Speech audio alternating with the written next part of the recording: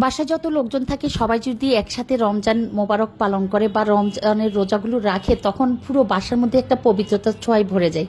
আমার বাসায় আলহামদুলিল্লাহ ছোট বড় সবাই রোজা রাখছে।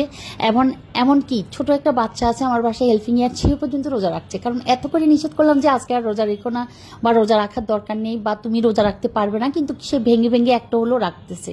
তো এই জিনিসটা অনেক বেশি ভালো লাগছে। আজকে হচ্ছে আমার বাসায় পুরো নিজেরাই তো নিজেরা বলতে যারা যারা আছি সবাই মিলে ডিসিশন নিয়ে হচ্ছে রান্নাবান্না শুরু করে দিয়েছি।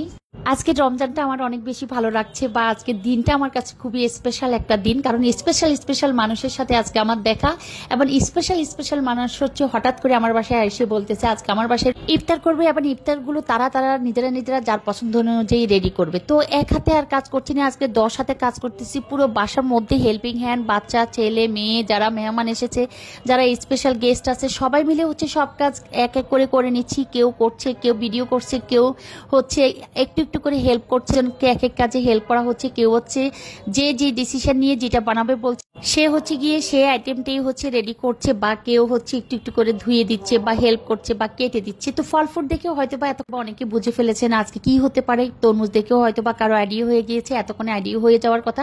তো লাস্টের দিকে শেয়ার করছি কে কি করেছে, কে কি আইটেম বানিয়েছিল। আমি ছিলাম আজকে আমার বাসার মেহমান, কারণ আমি কোনো কাজ করিনি। আমি হচ্ছে জাস্ট কার কি লাগবে, কার কি প্রয়োজন, কি আনিয়ে দিতে হবে সবকিছু।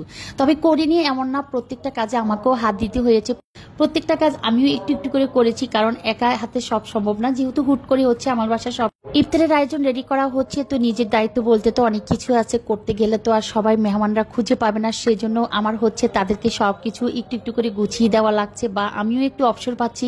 ওরা করছে, আমি একটু মাঝে সরে আসতেছি, যেহেতু সবাই মিলে রান্না করে একটা হট্টগোল বেজে যাচ্ছে। তো তরমুজ আনিয়েছি, তরমুজটাকে আমি নর্মাল ফ্রিজে রেখে দিলাম। কেন তরমুজ আনিয়েছি তা আমি অবশ্যই শেয়ার করব, কারণ মহব্বত ছড়িয়ে পড়ুক সবার মাঝে। এই কথাটা যদি উত্তর কেউ বুঝে থাকেন তাহলে বুঝবেন যে আমি লাস্টের দিকে কি বলতে পারি, যে আমার বাসায় আজকে কি আয়োজন হতে পারে, কি করছে সবাই মিলে। আসলে আমি অল্প করে হচ্ছে সবাইকে ভিডিও ধারণ করছি আর জিজ্ঞেস করতেছি কে কোনটা করতেছ বা কার কি আইটেম কে কি করছে, কারণ একই রকমের ফল ফ্রুট দিয়ে অনেকগুলো আইটেম তৈরি করা হচ্ছে।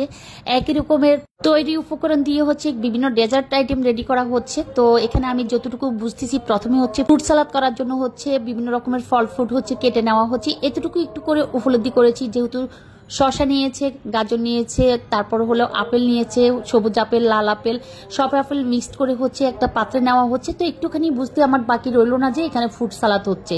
তো ফ্রুট সালাদের জন্য একটা আইটেম আমি আপনাদের সাথে একটু করে শেয়ার করলাম, কারণ আমাকে বলা হচ্ছে না, বলতেছে দেখে যাও, পরে বুঝতে পারবা যে কি করতেছে।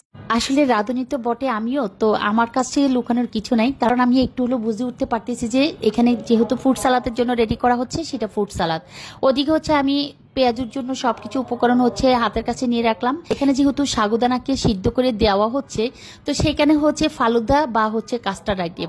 আলহামদুলিল্লাহ প্রত্যেকটা খাবার আজকে যেন একদম মহব্বতে ভরে যায়। প্রত্যেকটা খাবারের আয়োজনের মধ্যে যেন মহব্বত ছড়িয়ে পড়ে, কারণ প্রত্যেকটা খাবারই হচ্ছে আজকে আমার পছন্দনীয় খাবার। তো যেগুলো আনা লাগবে, আগার পাউডার হতে এভরিথিং যা কিছু দরকার প্রত্যেকটা আইটেম হচ্ছে শর্টকাটের মাঝে আনিয়ে নিলাম। এদিকে হচ্ছে যে গেস্ট আছে সেই গেস্ট হচ্ছে নিজে হাতে সবকিছু করছে। ওই যে বললাম আজকে আমি নিজের বাসায় নিজে মেহমান, তো সেক্ষেত্রে মেহমান হিসাবে জাস্ট হচ্ছে আমি ভিডিও ধারণ করতেছি, কারণ আজকে আমার কোনো কাজ নেই। আজকে হচ্ছে ওনারা এই বাসার সকল দায়িত্বে আছে, আর আমি হচ্ছে জাস্ট ভিডিও ম্যান। যে ক্যামেরাম্যান বলেন আর ভিডিও ম্যান বলেন, আমি হচ্ছে জাস্ট হচ্ছে ক্যামেরা ধারণ করছি।